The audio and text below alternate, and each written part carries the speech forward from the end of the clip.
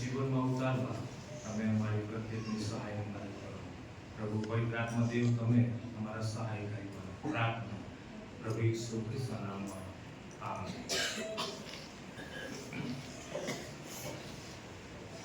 યશાયા પ્રવચનનું પુસ્તક તેનો 9મો અધ્યાય અને 1 થી 7 વચનો અને એ પ્રમાણે જૂના કરારમાં ન્યાયાધીશનું પુસ્તક તેનો 6ઠો અધ્યાય અને 23 અને 24 વચનો જે આપણે શાસ્ત્ર ભાગ વાંચી ગયા તરફ વચન જોવા માંગીએ છીએ. વિષય છે શાંતિનો સરદાર ઈસુ. આલા મિત્રો 2024 ના છેલ્લા માસ ડિસેમ્બરમાં આપણે છીએ આગળ વધી રહ્યા છીએ ત્યારે પ્રભુનો આભાર માનીએ છીએ. આ મહિનો એ આપણા દરેકને માટે અને વિશેષ કરીને ખ્રિસ્તીઓને માટે એ આનંદનો મહિનો છે. ક્રિસમસની નાતાલની તૈયારીમાં આપણે બધા જોડાઈએ છીએ. ઉજવણી કરવાનો એ મહિનો છે અને એના માટે અગાઉથી આપણે એની તૈયારી કરીએ છીએ અને એને માટે આપણે આગળ વધીએ છીએ.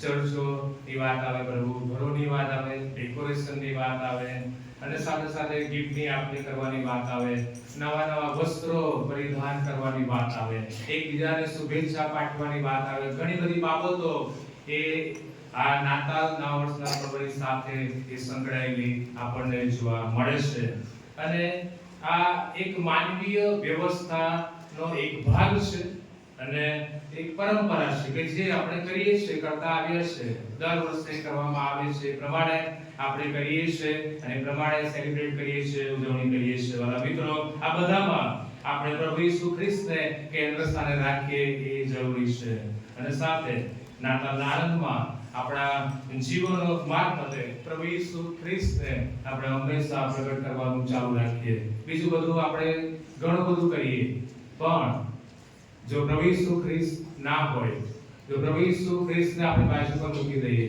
તો બધું જ નકામ. આનંદની નાતાલનું પર્વ, નવું વર્ષ, એનું સેલિબ્રેટ કરીએ, ઉજવણી કરીએ, એની સાથે આપણે પ્રભુ ઈસુ ખ્રિસ્તને, પ્રભુ ઈસુ ખ્રિસ્તના પ્રેમને અને પ્રભુ ઈસુ ખ્રિસ્તની દરેક બાબતોને આપણે પ્રગટ કરીએ એ જરૂરી છે. મિત્રો, ઇઝરાયલીઓના પર્વોની વાર્તા એ જૂના કરારમાં આપણને મળે છે. ઇઝરાયલીઓના પર્વોની વાર્તા, પાસ્કા પર્વની વાત આવે છે, કાપણીનું પર્વની વાત આવે છે અને ઉત્સાહથી એ ઉજવણી કરવામાં આવે છે, આનંદથી ઉજવાય છે.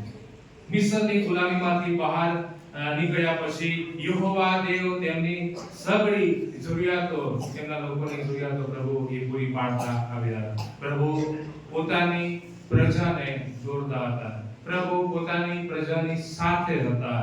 સમય સમય તેની સંભાળ અને કાળજી પ્રભુએ લીધી છે. મારા મિત્રો, જૂના કરાર અને નવા કરારમાં ઈશ્વરના કરારનામા પૂરા પાડવામાં આવ્યા છે, જેને છુટકારાના આશીર્વાદો કહી શકાય. મિત્રો, પ્રભુ ઈસુના અવતારમાં અને પ્રભુ ઈસુના એ અવતારના પર્વોમાં શ્રેષ્ઠ પર્વ એટલે ખ્રિસ્ત જન્મ જયંતિનું પર્વ. ખ્રિસ્ત જન્મ જયંતિનું પર્વ એ પૂરું પાડવામાં આવ્યું છે કે જેની ઉજવણી આપણે બધા આનંદથી અને ઉલ્લાસથી કરીએ છીએ અને માટે જે શાસ્ત્ર ભાગ વાંચવામાં આવ્યો યશાયાનું પુસ્તક તેનો 9મો અધ્યાય અને 6ઠી અને 7મી કલમમાં લખવામાં આવ્યું છે પ્રમાણે કે આપણને પુત્ર આપવામાં આવ્યો છે, તેની ખાન પર રાજ્ય અધિકાર રહેશે. તે અદ્ભુત મંત્રી, પરાક્રમી દેવ, સનાતન પિતા ને શાંતિનો સરદાર એ નામ આપવામાં આવશે. દાઉદના રાજ્ય ઉપર ને તેના રાજ્ય ઉપર તે ઇન્સાફ તથા ન્યાયપણાથી તે સમયથી તે સર્વકાળ સુધી સ્થાપવા તથા દ્રઢ કરવા સારું. તેની સત્તાની વૃદ્ધિનો તથા શાંતિનો પાર રહેશે નહીં. વર્ષો પહેલા એ ભવિષ્યવાણી કરવામાં આવી. મસીહ વિશે યશાયા પ્રભુ કે 700 વર્ષ પૂર્વે એ ભવિષ્યવાણી ઉચ્ચારી કરી અને જણાવ્યું કે તે કેવો હશે, એ કોણ હશે અને એ કેવો હશે એ અગાઉથી એ જણાવવામાં આવ્યું. સેંકડો વર્ષો પૂર્વે ઈસુના જન્મની એ ભવિષ્યવાણી એ પ્રગટ કરવામાં આવી અને એને આપણે જોઈએ છે. પ્રભુ ઈસુ એ કોઈ દુનિયાવી રાજા જેવા નહોતા. પ્રભુ ઈસુ જેમ દુનિયામાં જે રાજાઓ હોય છે, મહારાજાઓ હોય છે, એના જેવા ઈસુ એ દુનિયાવી રાજા જેવા નહોતા કે જે લડાઈઓ લડે, એ રાજ્ય જીતે અને રાજ કરે. પરંતુ મારો તમારો પ્રભુ એ પ્રભુ ઈસુ ખ્રિસ્ત, ઈસુ એ આત્મિક રાજા હતા. ઈસુ આત્મિક રાજા હતા. એ આત્માઓ જીતવાને માટે આ સંસારમાં આવ્યા. શેતાનને હરાવવાને માટે આ જગતમાં આવ્યા. શેતાનનો નાશ કરવાને માટે આ જગતમાં આવ્યા. જગતનો ઉદ્ધાર કરવાને માટે આ જગતમાં આવ્યા. પૃથ્વી પર શાંતિ સ્થાપવાને માટે મારો તમારો પ્રભુ આ જગતમાં શાંતિનો સરદાર એ બનીને આવ્યો. શાંતિનો સરદાર પ્રભુ ઈસુ ખ્રિસ્ત, અને એ શાંતિ આપનાર પ્રભુ છે. આવા મિત્રો, આજે આખું વિશ્વ શાંતિની શોધમાં છે. માનવજાત એ શાંતિની શોધમાં છે. એ શાંતિ માનવ ઝંખે છે. માનવની મૂળભૂત જરૂરિયાત એ શાંતિ છે, પણ ત્યાં એ શાંતિ જોવા મળતી નથી. વિશ્વના દેશોની વાત આવે તો વિશ્વના દેશો એ શાંતિના કરારો કરે છે ખરા, પણ એ પણ નિષ્ફળ જાય છે. દેશ વિરુદ્ધ આપણે જોઈએ છે શાંતિ, પ્રજાની વિરુદ્ધ અશાંતિ આપણે જોઈએ છે, કુટુંબની અંદર વિવાદ આપણે જોઈએ છે, અને ઘણી બધી બાબતો આપણે જોઈએ છે. પ્રવર્તમાન સમયની અંદર સમાજમાં અનેક પ્રશ્નો અને વિવાદો આપણે જોઈએ છે. મોંઘવારીની વાત આવે, આર્થિક સમસ્યાની વાત આવે, ઘણી બધી બાબતોના કારણે સમગ્ર વિશ્વમાં એ અશાંતિ પરિસ્થિતિ આપણને જોવા મળે છે. મારા મિત્રો, આજે ઘણા બધા અશાંતિમાં જીવન જીવી રહ્યા છે. કદાચ નોકરીમાં નિષ્ફળતા હોઈ શકે, કામ ધંધામાં નિષ્ફળતા હોઈ શકે, પરિવારમાં અશાંતિ હોઈ શકે, અને બાળકોના અભ્યાસની વાત આવે, ઘણા બધા અશાંતિના કારણે, પ્રશ્નોના કારણે જીવન ટૂંકાવી નાખે છે. બાળકોના પણ કિસ્સા આપણે જોઈએ છે, જીવન ટૂંકાવી નાખે છે અને આપઘાતનું પગલું ભરે છે. બધા મિત્રો, ઘણા રાત્રે શાંતિથી સૂઈ પણ શકતા નથી, ઊંઘી શકતા નથી. ઘણા વાતાવરણ અશાંત બનાવી અને સમસ્યા ઊભી કરવા માટે રચ્યા રહે છે. ઘણા બધા કિસ્સાઓ, ઘણી બધી અલગ અલગ બાબતો આપણે જોઈએ છે.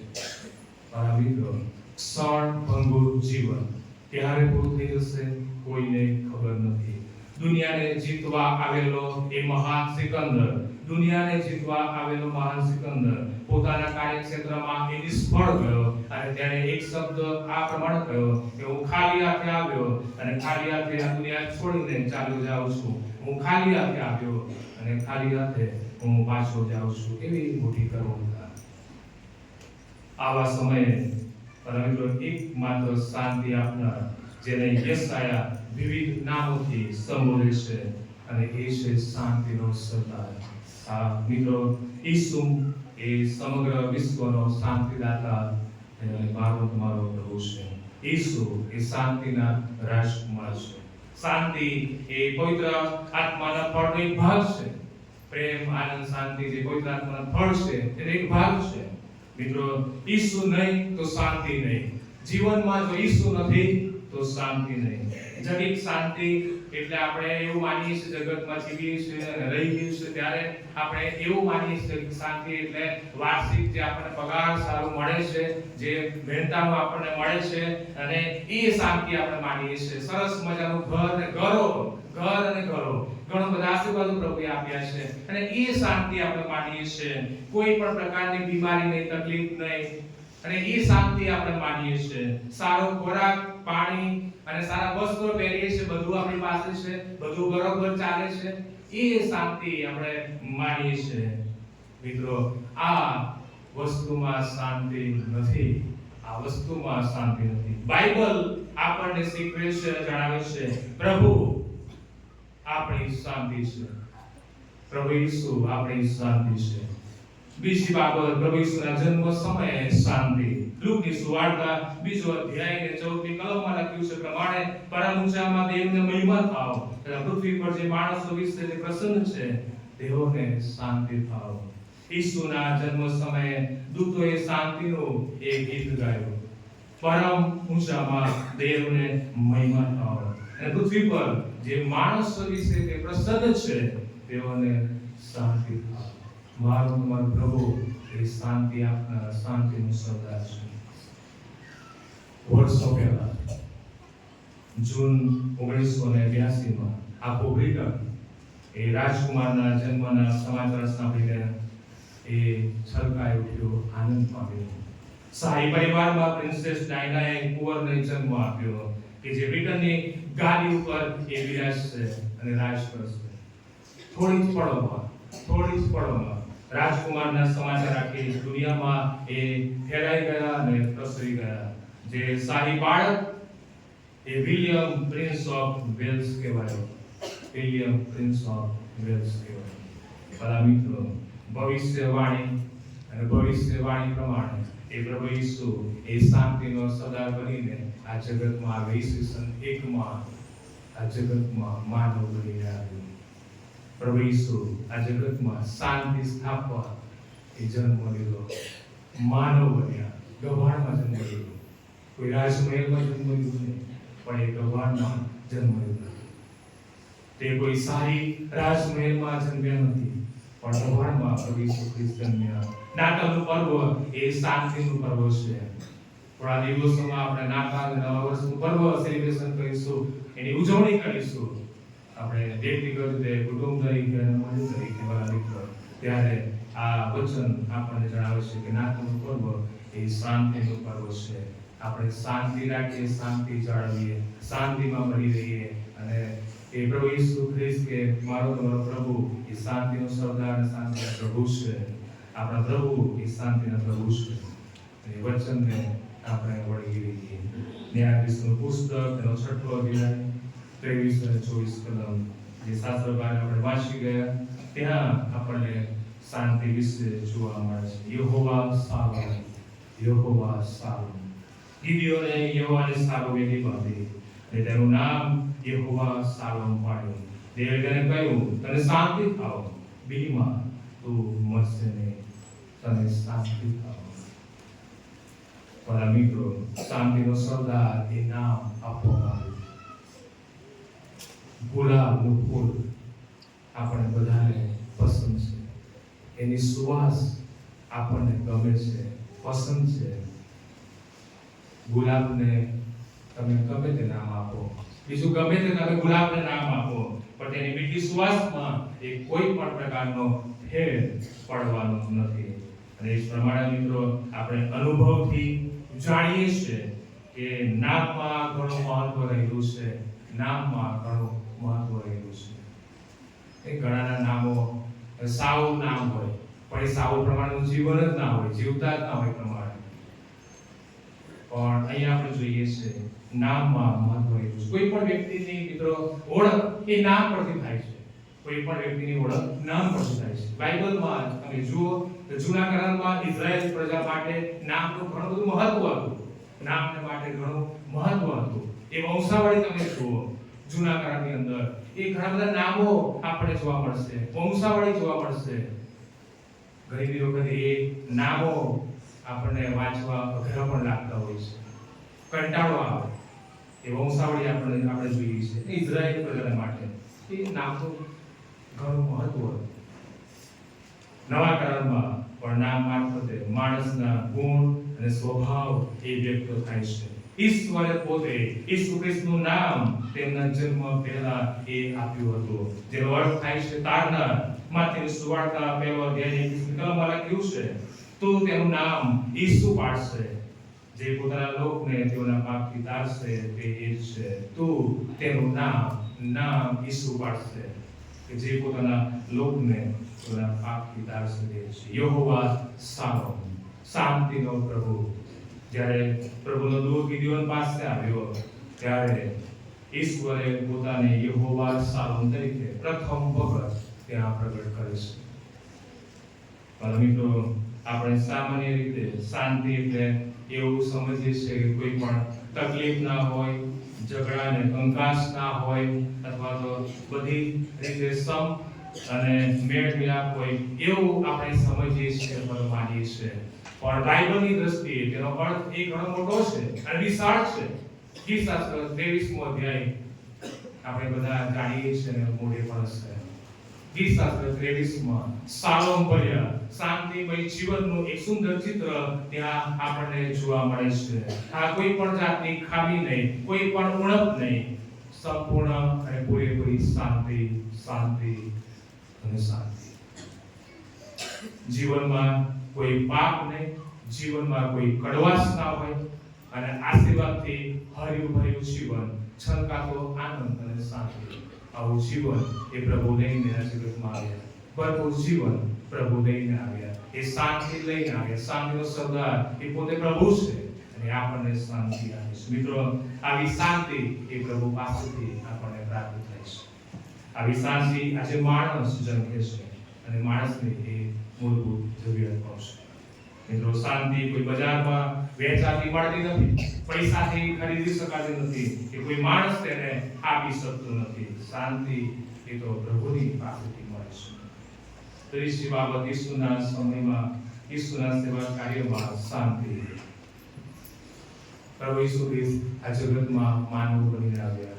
33 વર્ષ પૃથ્વી પર રહીને બહુ ઓછા સમયગાળામાં એમણે સેવા આપીને સેવા કાર્ય એ પ્રભુ ઈસુ ખ્રિસ્તે કર્યું. અને દરેક આગળ સુવાર્તા પ્રગટ પ્રભુ ઈસુ ખ્રિસ્તે કરી. લુકની સુવાર્તા 4 અધ્યાયને 18ની કલમમાં આપણને જોવા મળે છે કે બંદીવાનોને છૂટકો આપવા સારું, આંધળાઓને દ્રષ્ટિ મળે તેને માટે, ઘાયલ થયેલાઓને છોડાવવા, પ્રભુનું માન્ય વર્ષ પ્રગટ કરવા, માણસોને તેઓના પાપથી મુક્ત કરીને નવું જીવન આપવા માટે મારું પ્રભુ આ જગતમાં માનવ બનીને આવ્યા અને એમણે સેવા આપી. છુટકારો, આંધળાઓની દ્રષ્ટિ, ઘાયલ થયેલાઓને છોડાવવા માટે, પ્રભુનું માન્ય વર્ષ એ પ્રગટ કરવા માટે, માણસોને પાપથી મુક્ત કરીને નવું જીવન આપવા માટે ઈસુ આ જગતમાં આવ્યા. લોકો તે સમયે તેમના સેવા કાર્યથી પ્રભાવિત થઈ ગયા. લોકો તેમના સેવા કાર્યથી શાંતિ અનુભવતા હતા. પીસ ઓફ ગોડ, પ્રભુની શાંતિ, પ્રભુની શાંતિ. નવા કરારમાં યોહાનની સુવાર્તા 20મો અધ્યાય અને 19થી 23 કલમ. પ્રભુ ઈસુ શિષ્યોને દર્શન આપે છે અને કહે છે કે તમને શાંતિ થાવ, તમને શાંતિ થાવ. સમુદ્રમાં તોફાન, વાવાઝોડું, ત્યારે પણ શિષ્યો ગભરાઈ ગયા હતા. ત્યારે પણ પ્રભુ એ શાંતિ શાંતિ શાંતિ શાંતિ આપે છે. મિત્રો, પાપ શાંતિનો નાશ કરે છે. યાદ રાખીએ, પાપ એ શાંતિનો નાશ કરે છે. પાપ આપણી શાંતિ ભણી લે છે, છીનવી લે છે. અને આવા સમયે આપણા અશાંત મન, આપણા હૃદય અને આપણા જીવનને શાંતિ અને આનંદથી ભરી દેનાર એ બીજું કોઈ નહીં પણ એકમાત્ર પ્રભુ ઈસુ ખ્રિસ્ત છે. જૂના કરારમાં પ્રભુ ઈસુ ખ્રિસ્તને શાંતિનું સરદાર એવું નામ આપવામાં આવ્યું છે. આ તેમનામાં આપણને એ શાંતિ આપવામાં આવી છે. પીસ ઓફ ગોડ, દેવની શાંતિ એ હંમેશા અને સદાકાળ એ આપણી સાથે છે. મિત્રો, આ નાતાલના પર્વે આપણે દિવ્ય શાંતિનો અનુભવ આપણે પ્રાપ્ત કરીએ. આ પર્વને આપણે શાંતિનું પર્વ આપણે બનાવીએ. જો એ તારણનો અનુભવ ચાખ્યો છે, કર્યો છે, તેઓને શાંતિ છે. જે તારણનો અનુભવ ચાખ્યો છે, તેઓને આનંદ છે. પ્રશ્ન આપણી સામે છે, આપણી આત્મ તપાસ કરી વાળા મિત્રો, શું આપણી મુલાકાત એ શાંતિના સરદાર સાથે થઈ છે? શું તમારી મુલાકાત એ શાંતિના સરદારની સાથે થઈ છે? શું તમે અત્યારે ઈશ્વર સાથે શાંતિમાં છો? શાંતિ એ પ્રભુ આપણને આપે છે. મિત્રો, શાંતિને કદી પણ ગુમાવીએ નહીં. તમારી શું ગરજ છે?